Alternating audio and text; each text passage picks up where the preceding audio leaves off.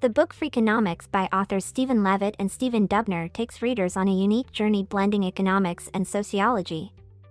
It unveils the hidden layers of the reality we live in, using data and statistical analysis to answer unconventional questions and reveal astonishing facts behind everyday matters.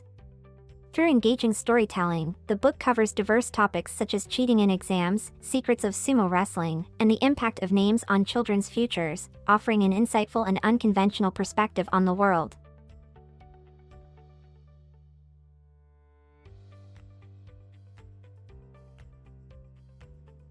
Freakonomics by Stephen D. Levitt and Stephen J. Dubner. In the first chapter of Freakonomics titled What Do School Teachers and Sumo Wrestlers Have in Common?, Stephen Levitt and Stephen Dubner explore the peculiar relationship between seemingly disparate professions, teaching and sumo wrestling.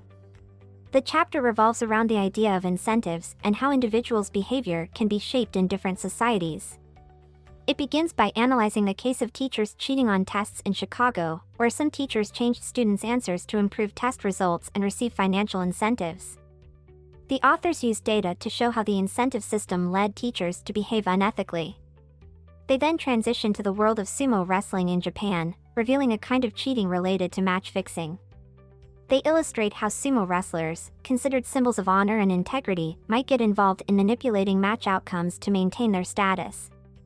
Levitt and Dubner connect these two stories through the analysis of economic and social incentives, explaining how the incentive system can impact behaviors in unexpected ways. The chapter stands out with its engaging narrative style and profound data analysis, combining thrilling stories with statistical evidence to provide a unique insight into the influence of incentives on human behavior.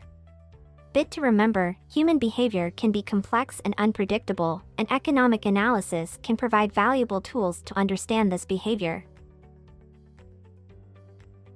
The authors pose a controversial question: why did crime rates suddenly and significantly drop in the 1990s?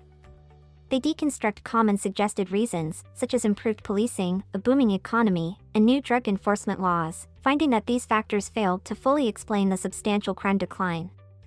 They then present a provocative theory linking the legalization of abortion in the United States to the decrease in crime rates.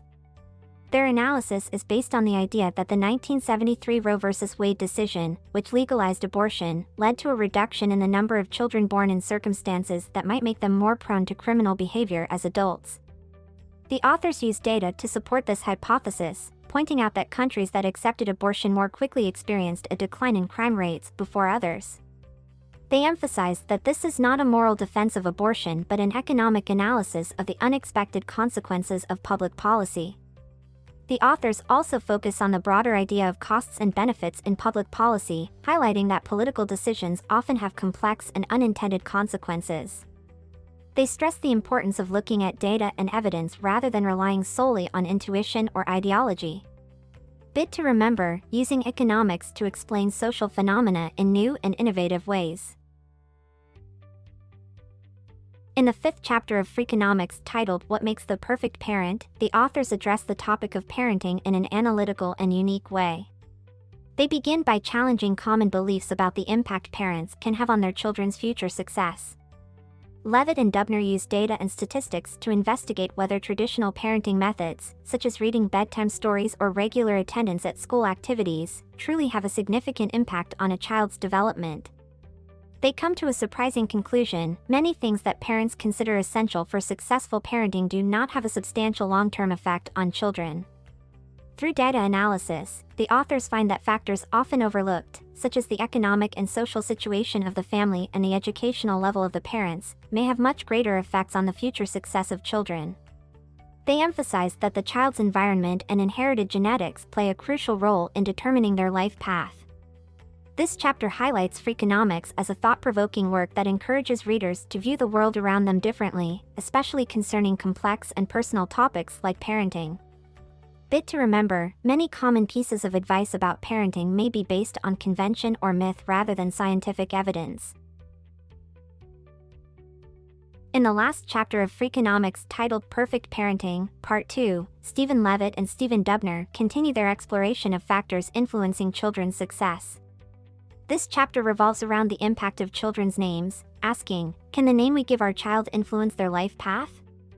The authors begin by examining unique and unusual names, especially those common in African American communities in the United States. They use data to explore whether there is a correlation between names and a variety of life outcomes, such as success in work and education.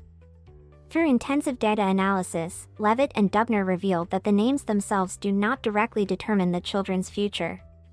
Instead, they find that the economic and social factors of the families choosing these names play a much larger role. They explain that while some names may be associated with certain perceptions, the names themselves do not significantly impact the life outcomes of children. The authors also discuss how names evolve and change in popularity over time, explaining that name choices can reflect social and cultural shifts. They provide examples of how some names transition from being common in specific social and economic classes to being adopted more widely. In conclusion, Levitt and Dubner caution against overestimating the impact of names on life success, emphasizing that the most crucial factors lie in the child's environment and the opportunities available to them, rather than the name they carry.